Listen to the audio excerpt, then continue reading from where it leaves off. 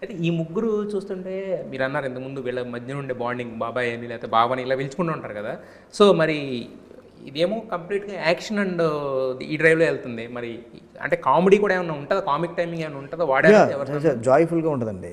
ఎప్పుడైతే అంటే వాళ్ళ మధ్యన ప్రాబ్లమ్స్ వచ్చేంత వరకు కథలోంచి ట్విస్టులు టర్నింగ్ అయిపోయేంత వరకు కూడా చాలా జాయ్ఫుల్గా ఉంటుంది. అందుకే జాయ్ఫుల్గా ఒక సాంగ్ కూడా షూట్ చేసాం, మనం రిలీజ్ చేసాం ఆల్రెడీ, ఫ్రెండ్షిప్ సాంగ్. అంటే వాళ్ళ ఫ్రెండ్షిప్ ఎంత స్ట్రాంగ్, వాళ్ళు ఎంత ఉండాలనుకుంటున్నారు, వాళ్ళ వైఫ్స్ వీళ్ళందరినీ ఎలా చూడాలనుకుంటున్నారు మాత్రం అంత క్లియర్గా ఆ సాంగ్లో చెప్పానమాట. దానికి భాస్కర్ భట్ల గారు అద్భుతం లిరిక్స్ రాశారు.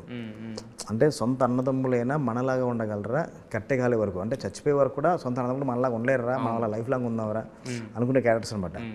దానికి సపోర్టివ్గా ఇద్దరు వైఫ్లు, రోహిత్ గారి వైఫ్, మనోజ్ గారి వైఫ్ కూడా సపోర్టివ్గా పాడే లిరిక్స్ ఉంటాయన్నమాట.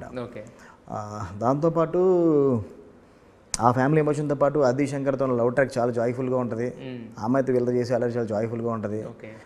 సాయికి వీళ్ళకి ఒక జాయ్ఫుల్ సీన్స్ ఉంటాయి, జయసూద్ గారితో మంచి ఎమోషన్ సీన్స్ ఉంటాయి. అదితి శంకర్ ఎందుకు తీసుకొచ్చారు అంటే మొత్తం ఇప్పుడు మీరు చూసుకున్న ఆనంది అంటే ఒక తెలుగు అమ్మాయి, బట్ అక్కడ తమిళ్లో పాపులర్ అయింది. దివ్య పిళ్ళై కూడా మలయాళంలో మీరు తీసుకొచ్చారు.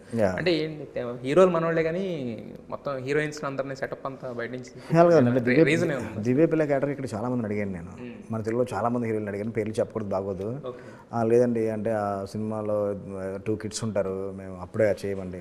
నిజంగా ఆ ఏజ్లో పెళ్ళి అయిపోయి ఉంటే అంతకన్నా పెద్ద పిల్లలు ఉంటారేమో, అది వాళ్ళ ఇష్టం.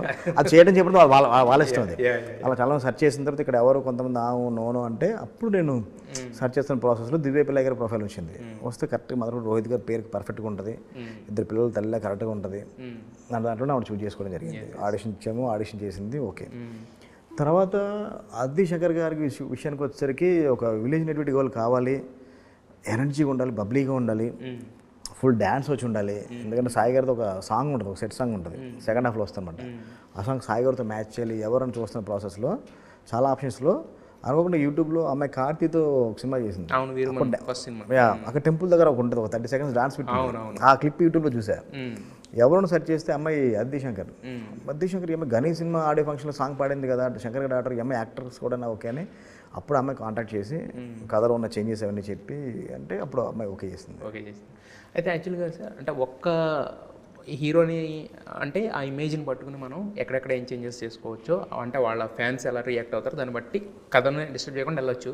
బట్ ముగ్గురు ఫ్యాన్స్ని సాటిస్ఫై చేయాలి. ఎక్కడ ఎవరి క్యారెక్టర్ డామినేట్ చేసినట్టు ఉండకూడదు. ఎంత ఒక రకంగా కత్తి మీద సామె. అంటే మీరు లొకేషన్కి వెళ్ళిన తర్వాత ఈ వంటలు ఇవన్నీ పక్కన పెడితే, బట్ కథ డైరెక్టర్గా అదొక ప్రెజర్. తర్వాత ఏంటంటే ముగ్గురు హీరోలను మీరు ఒక పెద్ద బడ్జెట్, ఒక పెద్ద సెటప్, పెద్ద రెస్పాన్సిబిలిటీ బేసిక్గా. సో మరి ఎలా బ్యాలెన్స్ చేసుకున్నారు ఇవన్నిటిని? అంటే కథలో ముందు నుంచి మనం ఏ క్యారెక్టర్ ఎంతవరకు పరిధిలో యాక్ట్ చేయాలి, ఎంతవరకు ఆ స్క్రీన్ లెంత్ ఉండాలి, ఎంతవరకు ఆ క్యారెక్టర్ని బిల్డ్ చేయాలి, మన స్క్రిప్ట్లోనే ముందు మనం కరెక్ట్గా మనం ఫిక్స్ అయ్యాం కాబట్టి ఇబ్బంది రాలేదు. ఈ క్యారెక్టర్ ఎంతవరకు డ్రైవ్ చేయాలి, అక్కడి నుంచి ఈ క్యారెక్టర్ డ్రైవ్ చేయాలి, తర్వాత నుంచి ఈ క్యారెక్టర్ డ్రైవ్ చేయాలి. ఇప్పుడు రోహిత్ గారు, మనోజ్ గారు, సాయి గారు వీళ్ళు గారు కనపడాల్సింది, ఒక గజపతి వర్మ, ఒక వరద, ఒక సీను, ఈ క్యారెక్టర్స్ కనపడాలి. ఆ క్యారెక్టర్స్ కథకి ఎంతవరకు అవసరమో అంతవరకు ఎన్హాన్స్ చేసుకుంటూ వెళ్ళామండి. సో ముందు అందరికీ అంటే నెరేషన్ అనేది అందరికీ మొత్తం టోటల్ అంటే ఒరిజినల్ స్క్రిప్ట్ ఇది కదా, ఒరిజినల్ సినిమా అందరూ చూశారు, ఒక మనోజ్ గారు తప్ప. మనోజ్ గారు మొత్తం సినిమా చూడను, నాకు తమిళ వర్షన్ నేరేషన్ ఇవ్వండి, తెలుగు మీరు ఏం చేశారు నేరేషన్ ఇవ్వండి అన్నారు. అంటే ఆయనకి అలా ఇచ్చాము, ఆయన హ్యాపీ. తమిళ ఇలా ఉందని మనం తెలుగుకి ఇలా అనుకుంటున్నాం అని చెప్పిన తర్వాత ఓకే బాగున్నాయి, మొత్తం అన్నీ చేంజ్ చేస్తాం, మనం ఒకసారి విందాం అన్నారు. అలా సాయి గారికి చేంజ్ చేసి చెప్పాము, అలా రోహిత్ గారికి కూడా సినిమా చూసిన తర్వాత మనం చేంజ్ చేసి చెప్పాము. వాళ్ళు ఫుల్ హ్యాపీ. ఎక్కడ మాకు తగ్గింది, మాకు పెరిగింది అని ఏమీ లేదు, కథకి ఎంతవరకు కాలంతవరకు పర్ఫెక్ట్ ప్రాపర్గా చేశారని ముగ్గురు ఫుల్ హ్యాపీ.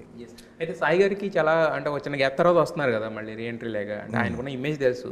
సో ఇది ఇమేజ్ మేక్ ఓవర్ లేగా ఉంటుందా, లేదంటే కనుక ఆయనకు ఇప్పటివరకు ఏదైతే ఉందో? లేదండి, డెఫినెట్ ఇమేజ్ మేక్ ఓవర్లో ఉంటుంది. ఎందుకంటే ఆయన కథలో రివోల్ట్ అయ్యేంత వరకు కూడా చాలా కొత్త సాయి గారిని చూస్తారు. రివోల్ట్ అయ్యి కూడా చాలా ఎమోషనల్గా యాక్షన్స్లో కూడా చాలా కొత్త సాయి గారిని చూస్తారు. ఆ ముందు నుంచి కూడా బ్రో యాక్షన్ సీక్వెన్స్ కూడా నాకు రెగ్యులర్గా నేను చేసినట్టు వద్దు బ్రో అంటే, నా 2 films చూసాక బ్రో యాక్షన్ ఎలా ఉందో అలాగే కొత్తగా చేద్దామని యాక్షన్లో కూడా చాలా కొత్త సాయి గారిని చూస్తారనమాట. ఓకే, అంటే బేసిక్గా ఎక్కడ గుడి అది ఇది చూపిస్తున్నారు కదా, అంటే ఏమన్నా ఆ ఎలిమెంట్స్ కూడా మైథలాజికల్ ఎలిమెంట్స్ ఏమన్నా టచ్ చేస్తున్నారా? ఉందండి, ఒక గుడికి సంబంధించిన ఒక ల్యాండ్ గురించి సినిమాలో ఒక ఇష్యూ నడుస్తూ ఉంటుంది, దాని గురించి కథ రన్ అవుతూ ఉంటుంది. దానికి చిన్న ఒక మైథలాజికల్ సెటప్, ఒక లింక్ ఉంటుంది, హీరోకి ఆ గుడికి సంబంధించిన ఒక లింక్ ఉంటుంది అనమాట. ఎక్కువ అడిగినా కూడా మొత్తం కథ లీక్ అయిపోయి ఏం చెప్పారని ఒకసారి అక్కడ